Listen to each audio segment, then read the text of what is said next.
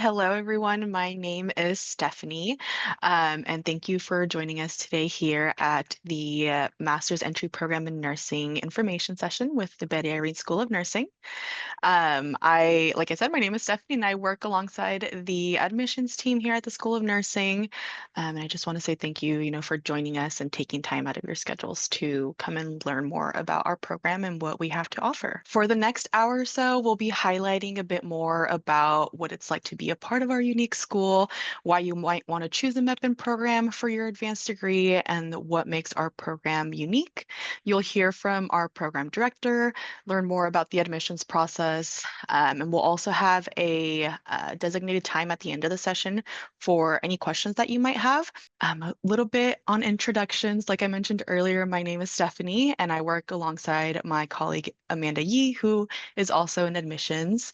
And I'm also happy to introduce you all to Dr. Shanna Ruggenberg. She is the director of the MECBEM program, and Dr. Ruggenberg is an RN, an educator who brings years of experience in nursing education and has a passion for supporting nursing students with their goals in becoming nurses. So at this time, I'll go ahead and pass it over to Dr. Ruggenberg so that she can talk to you more about the program. Wonderful. Well, thank you for the introduction, and I'm really delighted to see. It looks like getting close to 80 of you here. So I hope that we're able to answer some of your questions, but more importantly, I hope that we're able to give you a sense of the school and how it functions and what it can offer to you as you explore where you want to continue your nursing journey. So I think one of the things that's really important in choosing a school or choosing any place of work or anything that is this momentous in your life is really to think about what drives that entity.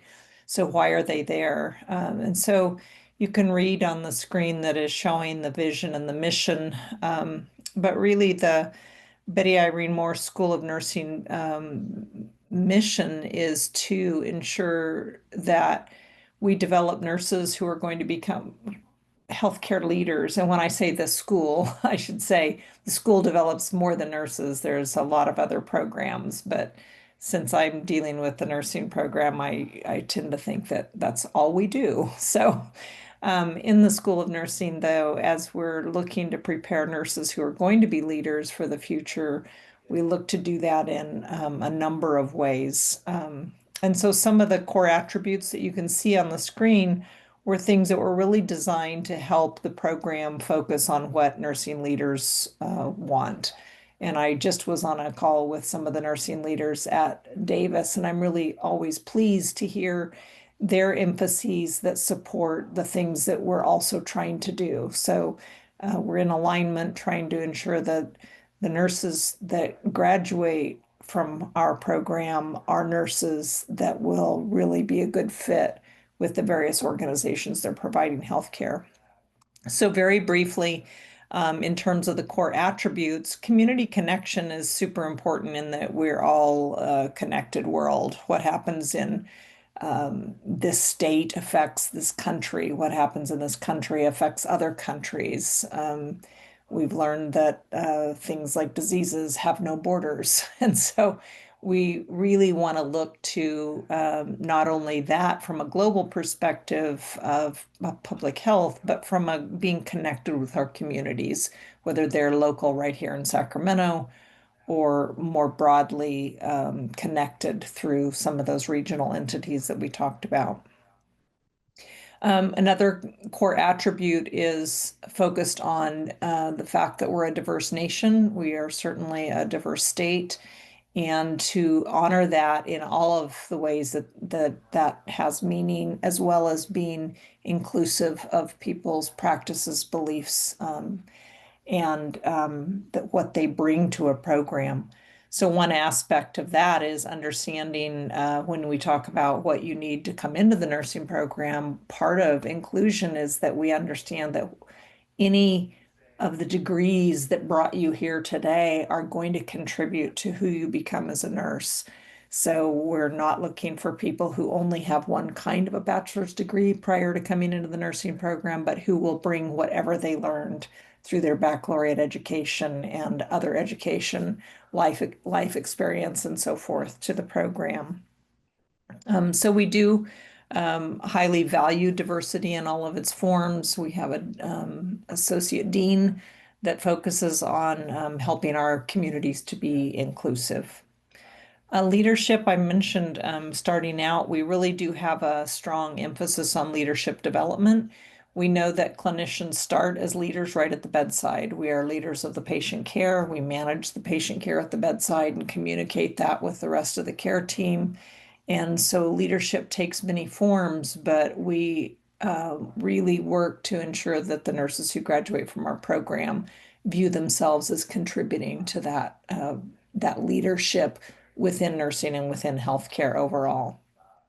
And then innovative solutions, I think, wow, there's so many things that are affecting what we do in healthcare today, from artificial intelligence and how it's pervading everything we do, and how we both use that wisely, and how we be aware of the areas where it has blind spots, but also solutions like experiences that can be simulated, or how we're using technology to monitor people at home. So many things in that regard.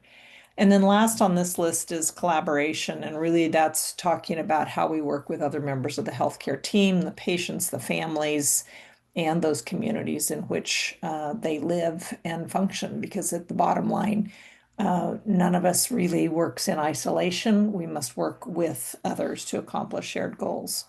So, next slide, please. So the master's entry program in nursing, we'll have another slide with some words on it, I would imagine, but that's one of our very early cohorts. It might have been our very first, and you can see they were pretty happy to be done.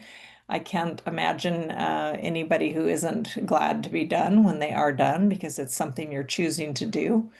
We know that in the nursing profession, there's a lot of different things that people do, and it doesn't all fit one goal. So while nursing school tends to focus on how do we take care of patients in hospital and community settings, and that's sort of driven by when you start, you really have to learn a certain set of skills that are more easily initially learned in a hospital setting. We also understand that is only one piece of what nurses do. And in fact, the majority of nursing care actually takes place, or healthcare takes place, outside of hospitals. That said, acute care agencies or hospitals are still the leading employer. So we want to prepare nurses who can do both direct care, but can also understand that patients are cared for in their homes. So it's a really a broad, holistic look at who we're taking care of, and attending to not only their physical needs, but their psychosocial needs, their spiritual needs, their cultural needs, and trying to incorporate those into the care that we provide.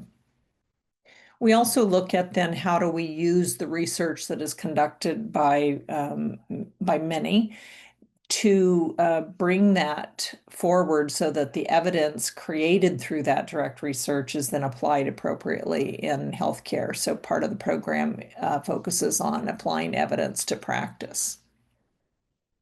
I presume that you know that there are many ways you can become an RN.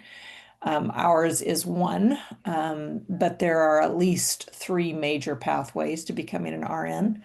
There's an associate degree, there's a baccalaureate degree that both of those end up with you completing the results, and then there's a program like ours. And ours is really geared for that person who already has the bachelor's degree and wants to apply that in nursing, and often is somebody who's looking to take that nursing role a little beyond. It kind of doesn't matter the path you take as to whether you'll have immediate differences in growth opportunities. Um, Most nurses start at a new residency program, but down the road, the program you choose can shape the way you look at what opportunities arise as you reach year 2 or 4 or 6 of your career, or what you choose to do down the road. And so often we find that graduates of our program are looking to find careers that move them um, beyond the bedside at times. Some of our nurses, graduates like to stay at the bedside, but others like to take that skill on into some of the places I've mentioned. So community schools, leadership at a different level, and expand on to other degrees at times. So maybe becoming a nurse practitioner or certified registered nurse anesthetist. Many of our nurses gather additional certifications. If you notice, on my when I was introduced, I had a bunch of letters after the name. A couple of those are because of certifications that are done, and certainly all of those are possible for you as you advance your career. So next slide, please. So a few highlights about the program. Right there is you're looking at two of our graduates who finished the program last December and one of their clinical instructors. They're engaged in the moment with a patient early on. Well, it's a mannequin serving as a patient early on doing EKG placement. Overall, the program is an 18-month program. We admit one cohort a year. I think I did see a question about that in the Q&A. They start in the summer, and then it goes 18 months from that summer to starts the second year the next summer, and those students graduate in December. So technically, they complete in December and graduate in that academic year. It is a full-time program. There are a minimum of 13 units each quarter, and some quarters have up to 16 units. Those units include one of three kinds of courses, really. There are graduate core courses. Those are courses that are similar to courses taken by students in the other graduate programs. Then there are courses that have clinical hours, and there are courses that have only theory. So there's theory, theory and clinical, and graduate core. In the breakdown on the grid that you're looking at here, or on the list that you're looking at under degree requirements, the 30 units of clinical means academic units, where every unit equals basically 3 hours a week. And so it totals to about 1,000 hours, clock hours of time that are spent doing direct care with patients of various sorts out in community settings, skills, simulation, and direct care. And then there's 43 units of theoretical content. Some of that is married to the clinical course, and some of it is standalone content. At the end of the program, we do not have the thesis option. We have the comprehensive exam option, and there are two parts to that. One part is a portfolio, and the other part is a final written exam. And then once all of that is done, all of that 18 months, and the student has been successfully demonstrating competency in clinical, passed all their classes, completed the comprehensive final exam, they complete the program, and then at that point, once transcripts are done, they're made eligible to take NCLEX they apply to the Board of Registered Nursing, and then they're made eligible to take the NCLEX exam, which is the licensing exam that all people becoming registered nurses in the United States take. Our graduates are also eligible for a public health nurse certification, which is a requirement in California of nurses who work as public health nurses. So, for example, Sacramento County Public Health Department hires PHN nurses. And so that's one of the things that happens at completion, or that graduates are eligible to apply for upon completion. And next slide, and I think that may be it for me, but we'll verify that on the next slide. I think this gives you a little bit of a flavor. We do engage a lot in active learning. So you're seeing here some disaster simulation, an end of life simulation, a hospice and home care simulation, and students from a few of our recent cohorts in the pictures. We do like to keep students actively engaged, but there's a mix. There's, like any other academic program, there's a mixture of lecture, active learning, collaborative learning, and clinical and skills. Next slide.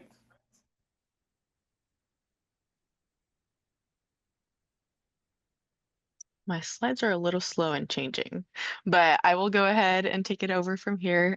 Thank you, Dr. Ruggenberg, for the overview of the program. We're going to go ahead and switch gears a little bit and talk about the admissions process.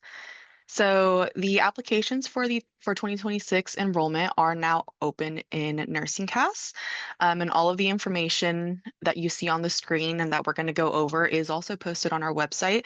So if you wanted to look back on it, you can definitely visit our website to get that information as well. With that being said, for our application requirements, we're going to look at the following items that are listed on the screen. As far as GPAs go, we have two GPAs that we look at. We're going to look at a cumulative bachelor's GPA, and then we're also going to look at a cumulative science prerequisite GPA. For both of these, we are looking for a 3.0 or higher. From there, we're also going to look to see that you have completed all of your prerequisite courses. I'll go over the specifics of what these prerequisites are in the next slide. But you want to make sure that those are completed at the time of applying. You will also be completing a statement of purpose or an essay within the application, and this just helps our admission committee get to know you a little bit better. And again, I'll go into more specifics about this as we move forward. You'll be submitting 3 letters of recommendation. You also are going to be submitting all of your official transcripts, and I really want to emphasize that you submit all of your transcripts. They do have to be official transcripts, and they are sent directly to your nursing CAS application. The GRE exam is not required, and for international applicants, the TOEFL or the IELTS exam might be required for you. With that being said, on the screen, you could see the prerequisite courses that we are going to look for. So to start off, the first 4 are what your cumulative science prerequisite GPA is going to be based off of. So that's going to be, again, human anatomy, human physiology, microbiology or bacteriology, and chemistry. All of these need to be taken with a lab. We're also going to look for a statistics or epidemiology course. Psychology, it can be general or above. We're going to look for sociology or cultural anthropology. We're going to look for a human development across the lifespan course. And then we're also going to look for a communications prerequisite. So this should cover writing, group, and verbal components. With that being said, there is a couple of things that I also just want to dive deeper into. Like I mentioned, the first 4 courses on the screen are what we're going to use to determine your science prerequisite GPA. And again, we're looking for a 3.0 or higher. Anatomy and physiology do need to be completed within the last 5 years from your application date. So if you submit it this year, that'll be 5 years from 2025. You must earn a minimum grade of C or higher within all of the prerequisites, and each course must be a minimum of 3 semester units. And science courses are usually a minimum of 4. That'll then include the lab, usually. You also have the option of sometimes taking a course that has the lab separate, but again, just ensuring that it meets those minimum units. Prerequisites must be completed with a letter grade, so they can't be in progress when you submit your application. Again, these do need to be completed. We also don't accept any like pass grades or credit, no credit type of grades. Again, they all need to be completed with at least a C or higher. For the human development course across the lifespan, it must cover from birth to death. And for the communications prerequisite, it must again include group, verbal, and written principles. And this must be a minimum total of 9 quarter units or 6 semester units. So I'll explain that a little bit more. Usually individuals take more than 1 course to complete or fulfill those unit requirements. If you have any specific questions, you can always email us one-on-one so that we can talk about your specific situation. But it is very common to see that someone, might take 2 to 3 classes to complete the 6 semesters or 9 quarter units. There's also a sample prerequisite page on our website that you can look at. just to see if the courses that you have taken align with those. It's not a comprehensive list, but it'll definitely give you an idea of what exactly we're looking at. Amanda, did you want to add anything? Um, I was gonna save it for the Q&A, but I will ask because we're on this page. I saw a good question about whether AP courses and units count, as I know you mentioned like it needs to be a letter grade, but what about AP units? Sorry, can you hear me? I can hear you now, yeah. Okay, perfect. So correct me if I'm wrong, but we do not accept AP courses. Perfect.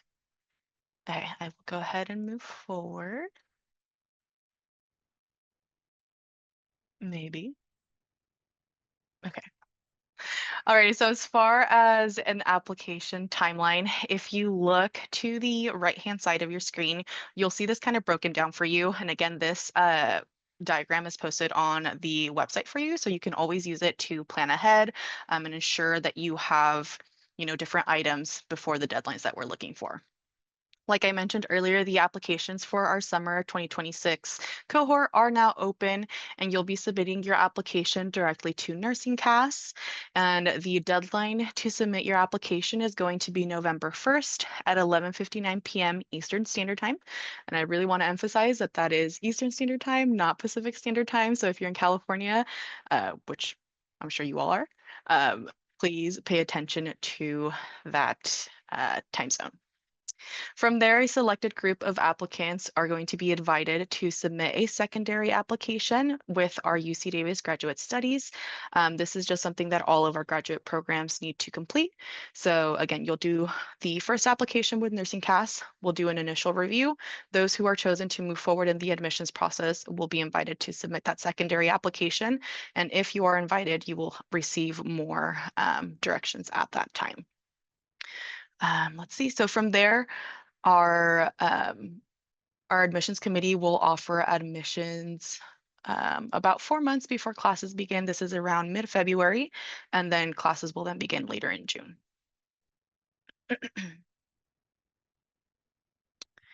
Okay, so let's talk a little bit more about preparing your application and the different materials you'll need.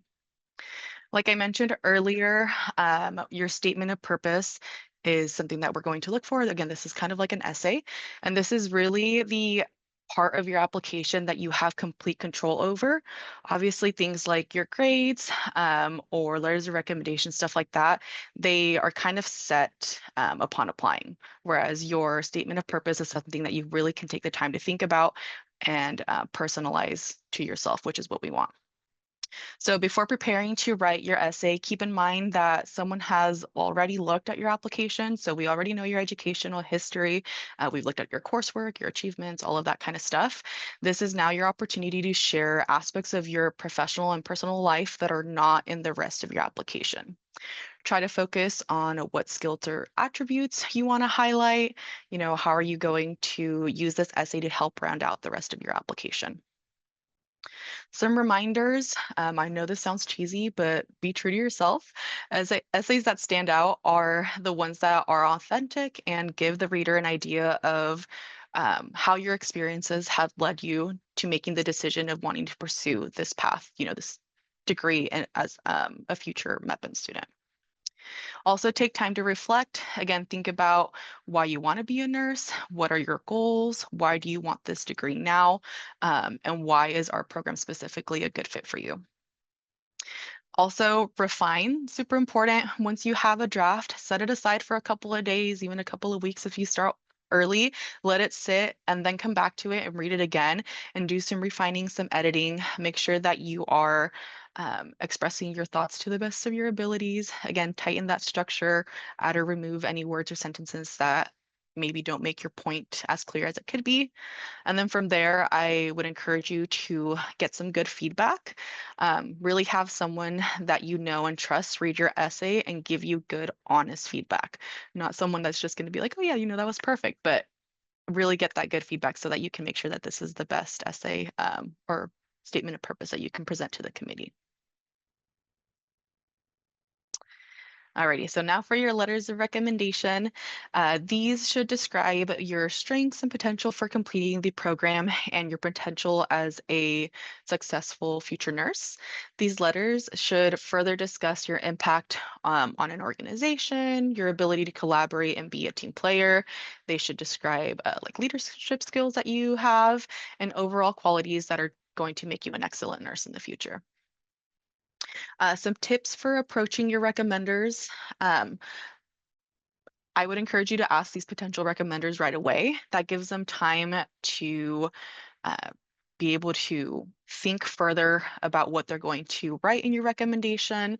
And again, just really be able to prepare a good letter that you'll then be presenting. These are also 9 times out of 10 working professionals. So they have busy lives as well. Giving them a heads up is always going to be appreciated. Um, and again, it'll just give them ample time to be able to write a good letter recommendation. If you can meet with them to discuss your career goals and what you want to get out of this program, that's also something that could be beneficial. Have them really, they'll really know what you're looking for in this program. Also, these individuals should be current, and by that I mean that they should be individuals that you have interacted with, I would say ideally within the last 2 years, just because those people are probably going to know you the best at this time in your life.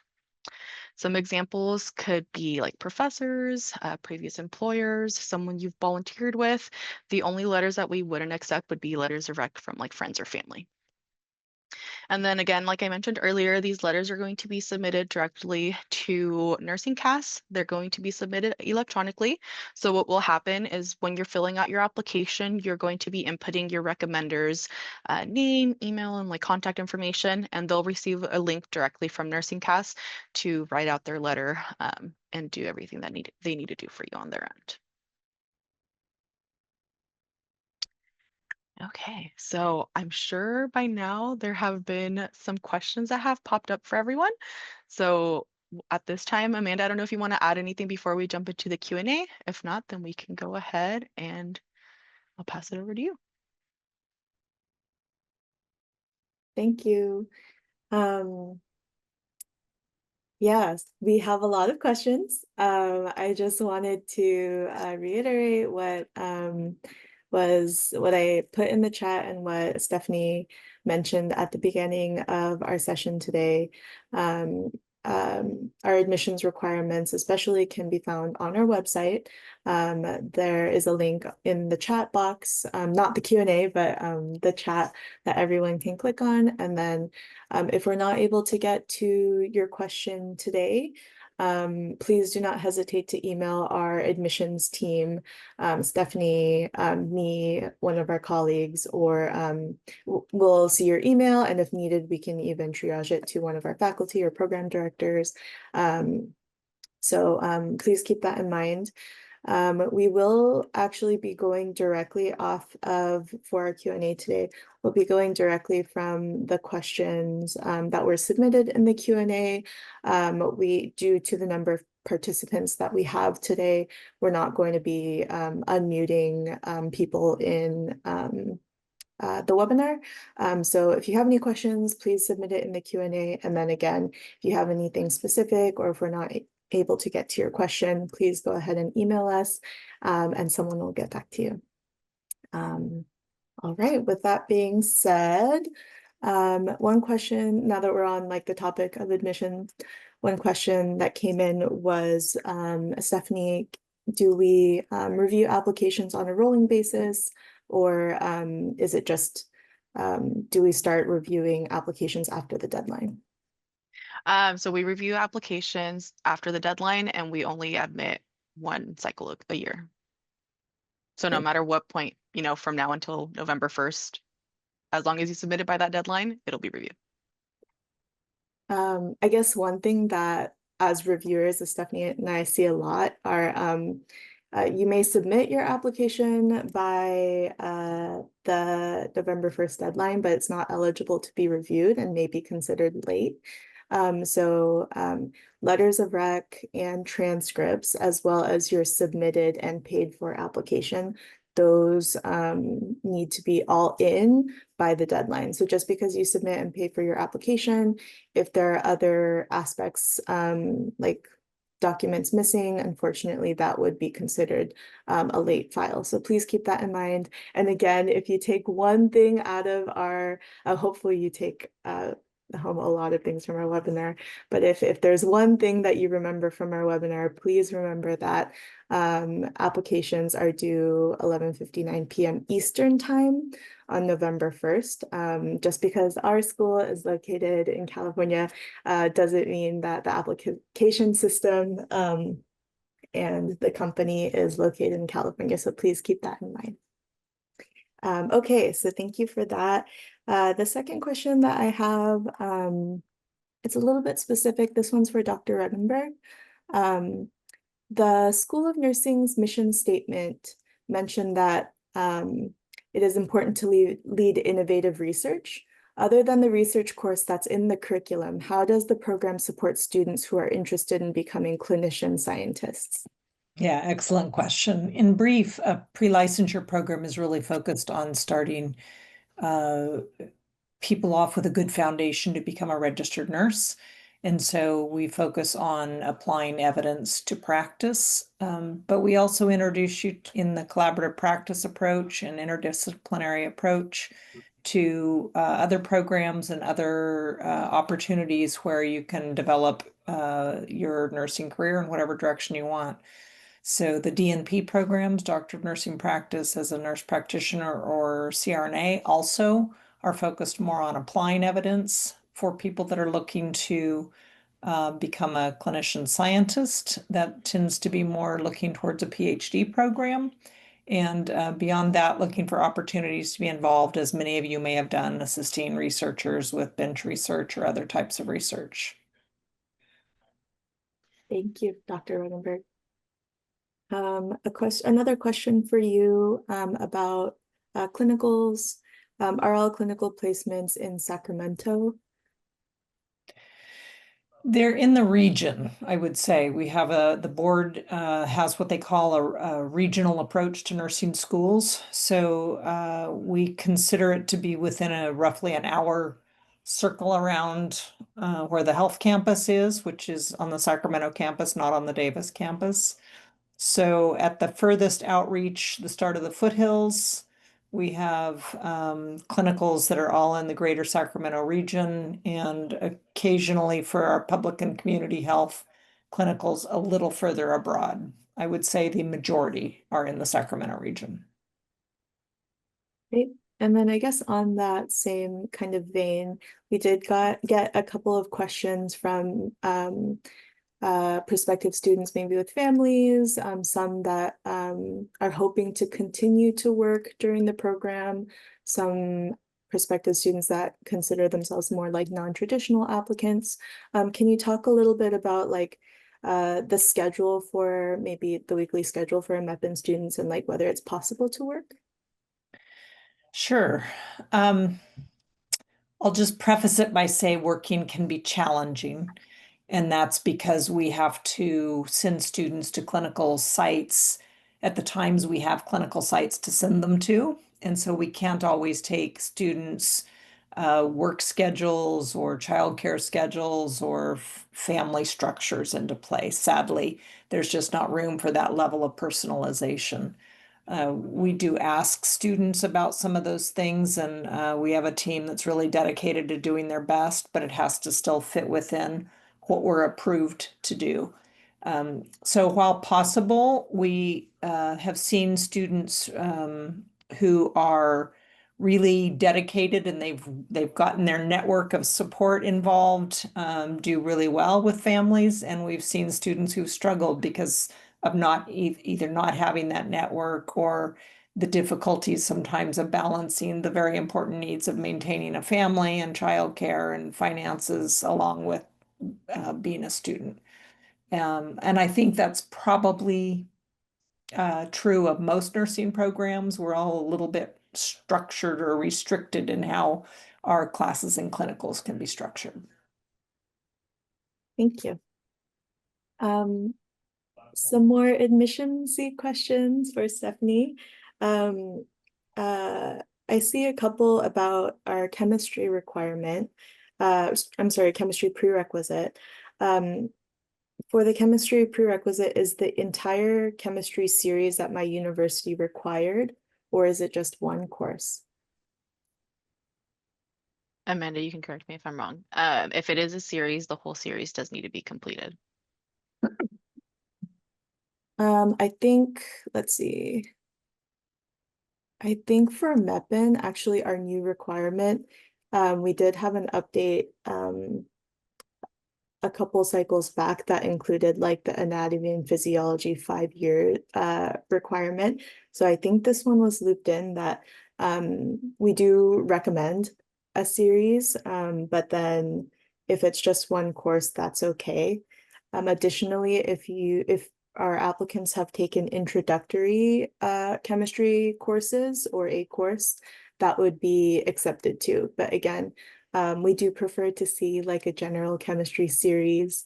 A lot of our applicants do take organic chemistry as well, although that's not a requirement for admission. It could be something that can show academic rigor or competitiveness. So thank you for your question about chemistry. I know a lot of our applicants have been kind of keeping eyes on our program for quite some time. So for those of you, if that's you and you have been kind of watching our website and talking to your academic advisor at your school for a couple of years, kind of getting prepared to apply, please make sure you are on our website and are looking at our most up-to-date requirements for admission. Okay, so the next admissions question that we have here is, can my degree be in progress at the time, like by the application deadline? So your degree can be in progress when you submit your application. However, it does need to be completed before you matriculate and before you start classes. And we would just need the updated official transcript reflecting your conferred degree. Another admissions question, lots of them coming in. It seems some of our responses are triggering more questions, which is great. Can prerequisites be taken online if it's an accredited institution? Yeah, so prerequisites can be taken online through an accredited institution. We would usually recommend if it's your first time taking like a science course that the lab be taken in person, but it's not a requirement. They can be online. Thank you. Okay, so switching back to some of our non-admissions questions, more program-related questions. Dr. Ruggenberg, what attributes do you feel make a successful nursing student? This is a really open-ended, broad question, but I thought it might be helpful to address it. Sure. Well, curiosity and a willingness to do the hard work, as it really sums up. An understanding that we are dealing with patients' lives and their families in the moment that they least want to need us. So their really bad day is the day where they need their nurse the most. And so I would say the attributes are a willingness to do the hard, dirty work, understanding that it is a challenging profession, but a curiosity and a willingness to put everything we have into it and to learn and dig into the learning to make it your own. Thank you. And a couple of good admissions questions that just came in that I wanted to address as well. One specifically that I've been looking at some of our past admissions numbers, so I can address this question, but the question was, how many applications do we receive each year? And in addition, how many seats are in the cohort for each cycle? So I can answer this just because I've been kind of looking at the numbers. We receive about, for the past couple of cycles, we've received about 300 applications, give or take. And then we admit a cohort of about 48 students, give or take, depending. There's a couple of things that factor into that number, but it's approximately 48. And then again, we receive about 300 applications per year. And we know that's a lot of applications that we receive. Do want to preface by saying, giving some like background on it. The nursing CAS application system, for those that aren't familiar, is kind of like the University of California application for undergrads, as well as like the common application for undergrads that maybe don't go to a UC school. So that means it's one main application, and then depending on the schools that you select that you are interested in submitting to, there are maybe additional components to that, but the main application is set, and you kind of check off the different schools that you are interested in submitting your application for.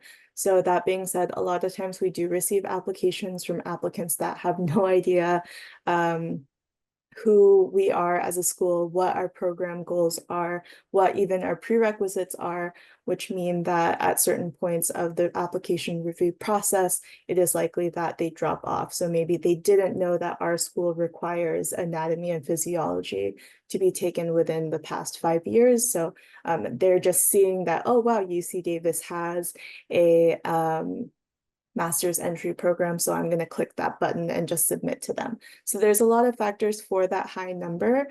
In addition, a lot of those applicants haven't been doing their due diligence to understand, who we are as a school, our program goals, and different things like that. So if you are a really serious applicant, if you have been watching us for quite some time and are hoping to attend UC Davis for a specific reason, I would say don't be alarmed by that 300 number. So we always like to include that when we talk about seats and acceptance rates and things like that. A couple other questions came in about going above and beyond during the admission or the application process. And so one question was, are we limited to only 3 letters of recommendation? And in nursing CAS for our institution, every institution is different, but for UC Davis, yes, our applicants are only limited to 3 letters of rec. If your 4th or 5th recommender emails us their recommendation directly, unfortunately, we're not able to review it. All of the letters of recommendation need to be submitted in the proper via the proper channels, which would be through nursing CAS. So thank you for your question. And then on that same note, someone asked, the GRE isn't required, like Stephanie said, although is there a place to upload my GRE score? And is it seen in a good light if I do complete the GRE? So again, every nursing school is going to be different. At UC Davis, I believe because we are using the nursing CAS like application, there is a spot for it because other schools may require it. But at UC Davis, we don't open your GRE score. Even if you submit it to us and you got a fantastic grade, it's not taken into consideration. Please save your money. Please don't send it to us directly to our school. It's not part of our review process. All right. Let me scroll through some of these other questions. Another question for Dr. Ruggenberg. Does this program need to be completed within 18 months, or do some students take longer? The program is a lockstep program, meaning you start with a cohort, and assuming that all goes well, you end with that cohort 18 months later. Because we only admit once a year, all the classes are only taught once a year. So if life intervenes and you need to step out for a break and then come back into the program, it means you come back in about a year after you went out. Thank you. And And Stephanie, another admissions question about prerequisites. Can you give us some examples of like what human development courses we may be looking for? You know, some applicants were wondering if like a human development course that's listed as a psychology department, would that count for our school? As long as it covers from life to death, I believe it, yes, it will fulfill the requirement. Thank you. Mhm. And then also another question, and I can answer this question, I think, because it's a little bit specific and has to do with like the 3.0 bachelor's degree requirement. What if someone has 2 bachelor's degrees? How do you calculate if someone has 2 bachelor's degrees, how would you calculate my bachelor's degree GPA? Stephanie, do you want to address that first, or do you want me to talk a little bit more about that? Go ahead. I'm sure you can explain it better. If I'm misinterpreting the question, please let us know. You can email us your transcripts and we can go through that together to the applicant that asked. But if you have 2 different bachelor's degrees, when it comes to your bachelor's degree GPA, we will utilize whichever institution GPA is higher. For example, if the first institution you went to, you got a 2.9, and then the second one was like a 3.2, we will take the higher GPA. It's not an average. We don't average anything. And then for all applicants, when we are calculating your bachelor's degree GPA, we will be utilizing the overall GPA listed on your degree granting institution transcript. So again, whatever bachelor's degree institution you are coming from, the overall GPA listed on that transcript is considered your bachelor's degree GPA. So I hope that clarifies a little bit. And then I hope that also clarifies some of the questions around like retaking courses and how that affects your GPA.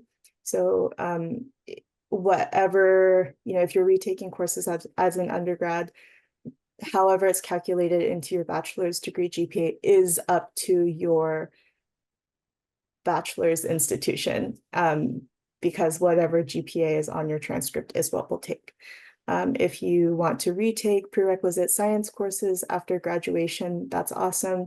That may help increase your prerequisite science GPA, but unfortunately, bachelor's degree GPAs are set upon graduation. I know that's going into very specific kind of technical policies. Again, if I'm misinterpreting your question to the applicant that asked, please email us and we can kind of go through it together. Let's see. Other questions here. Are there specific requirements for letters of recommendation? For example, do they need to be from a nurse, or do I need one from a professor? Can you expand on this topic? I can talk a little bit about that, Stephanie, but please chime in if I forgot anything. So again, every program is going to be a little bit different. At UC Davis, we don't have specific requirements for letters of recommendation. We do recommend that they be from someone in a supervisory setting.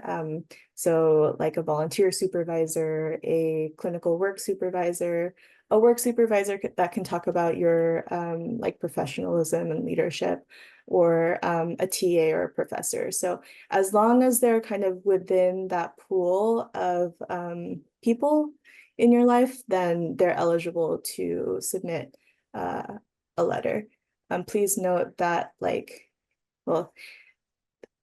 is common for our applicants to be out of school for quite some time, so we know it's not always feasible to reach back out to maybe professors or TAs if that's the case, so don't worry.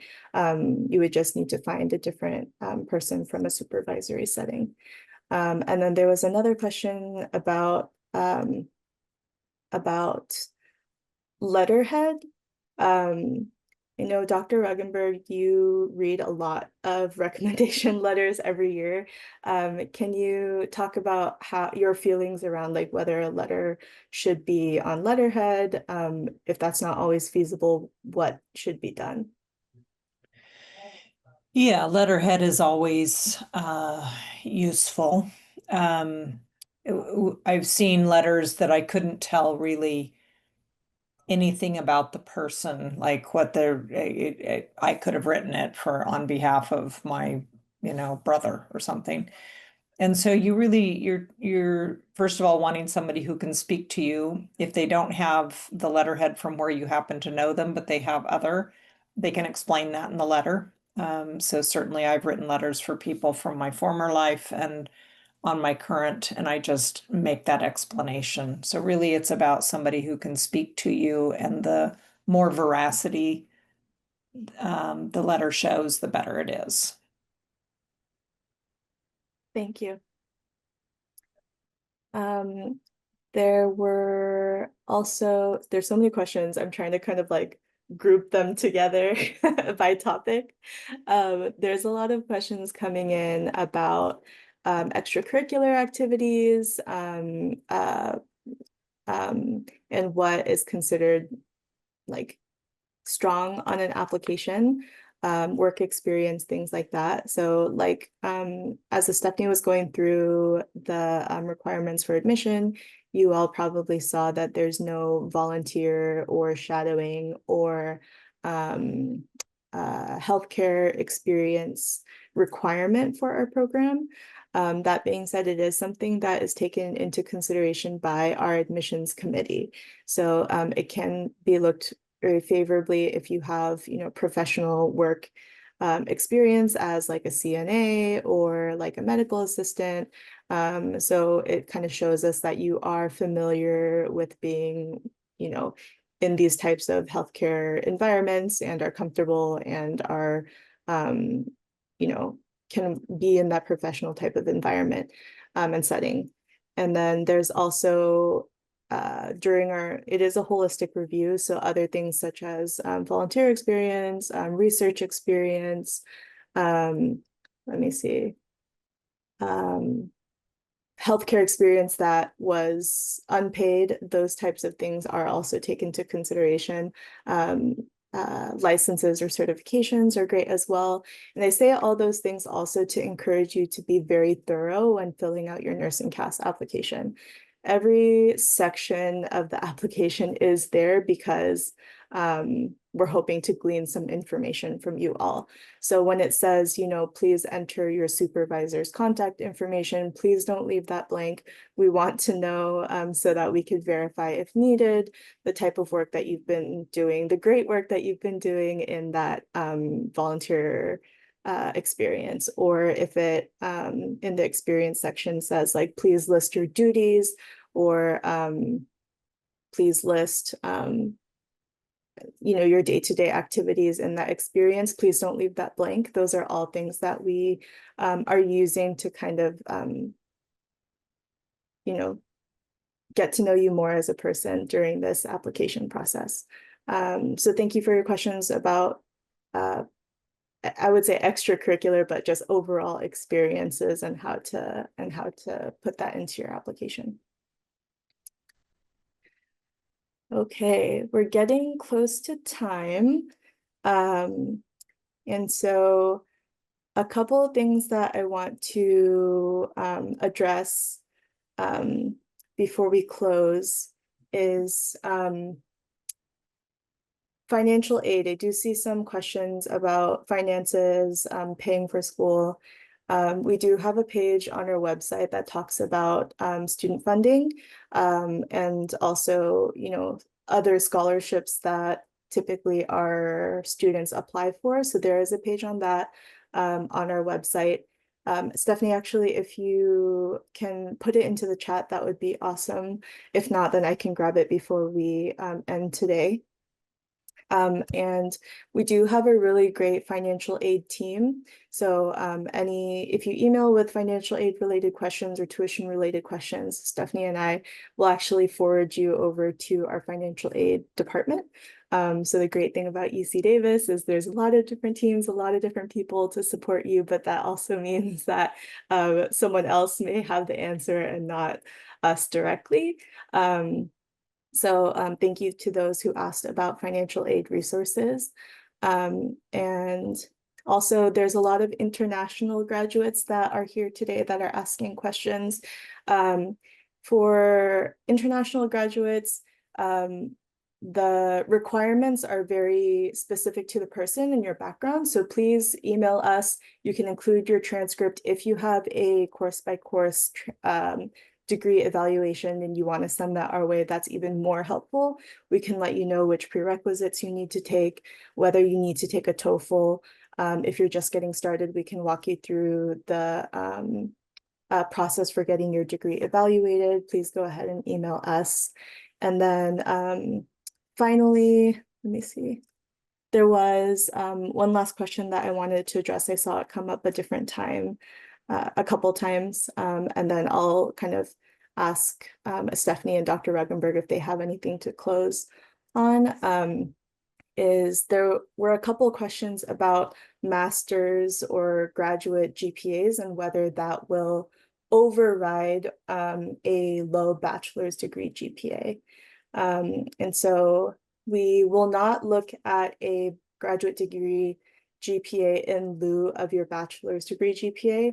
Unfortunately, the 3.0 GPA is a University of California Office of the President requirement. So it's something that's kind of above us at the Betty Irene Moore School of Nursing that applies to other graduate programs within the UC system. So even if you have a 4.0 master's degree GPA, unfortunately, that doesn't override your bachelor's degree GPA, although we love to see it and it is part of our holistic review. So with that said, I just wanted to throw it maybe first to Dr. Ruggenberg to see if you have any closing remarks. Just that it's a challenging time. Just bring your best everything to not only your future career, but your application. So do the volunteering in the areas that are interest or that help you to decide if this is right for you, or look for the opportunities to give back in the ways that make sense for you and your family and your community, not focused on how that looks specifically for an application process. Usually if it works well for you and your life and your exploration, it's also good for your future as a nurse. So thank you. If you have questions that come up after the session, please email us and we're happy to help.